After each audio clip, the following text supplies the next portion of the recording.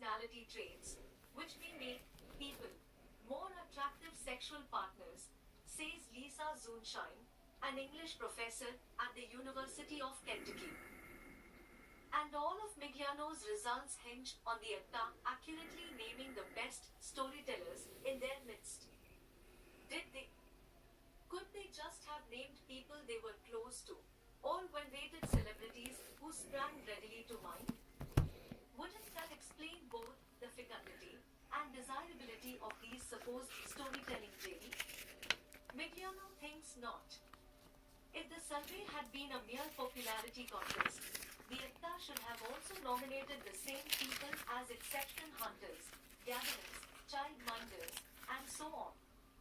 They didn't. They singled out particular people for particular skills, including storytelling. It suggests that hunter-gatherers track this ability and perceive it as beneficial, says Michelle Scalise Sugiyama from the University of Oregon, who has studied the origins of storytelling. Other societies, like the Ximen of Bolivia, do the same, which indicates that storytelling contributes something of adaptive value to human life. That something might well be the reinforcement of norms and ethics. As attested by the universality of the trickster figure, telling stories about rule breakers who get caught and punished is an effective means of persuading individuals to conform to group norms, Scalise Sugiyama adds. But stories also contain valuable cultural knowledge, and accomplished storytellers are repositories of this knowledge, she notes. Hunter-gatherers use their tales to pass down information about food, weather, and more, and often in ways that outsiders can miss. For example, Andamanese people have a story about two quarreling weather gods, who eventually split up their wine-creating duties. You could see that as a story about avoiding conflict, or as a way of encoding information about the strong winds that buffet the Andaman Islands.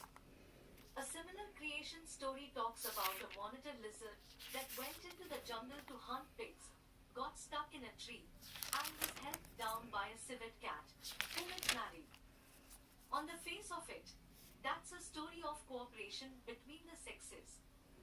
But Scalise Sugiyama notes that it also encodes information about the habitat, diet, and range overlaps between the local lizards, pigs, and civets. These profiles may aid in the prediction of animal behavior, which is critical to locating, tracking, and stalking game, she says. This is not to say that people deliberately or consciously tell stories to pass down knowledge or to keep their communities together. My guess is that they would say it's fun, says Migliano. That's why individuals choose to tell stories on a moment-to-moment basis. It's what biologists call the proximate cause of a behavior. But it's the broader benefits, the ultimate causes like transmission of knowledge or inculcation of values, that might explain why storytelling arose in the first place. The origin of storytelling doesn't necessarily reflect its later uses, though.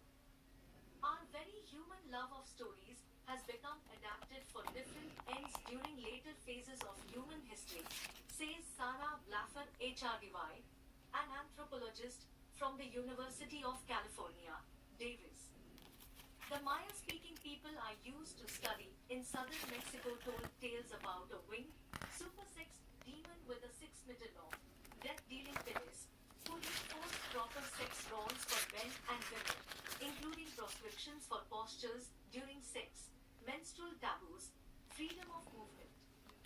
Rather than promoting sexual equality, these served to constrain women. Alas, our wonderfully human universal of loving stories can also become an all-too-human vulnerability, fostering enmity as readily as amicable relations, she adds.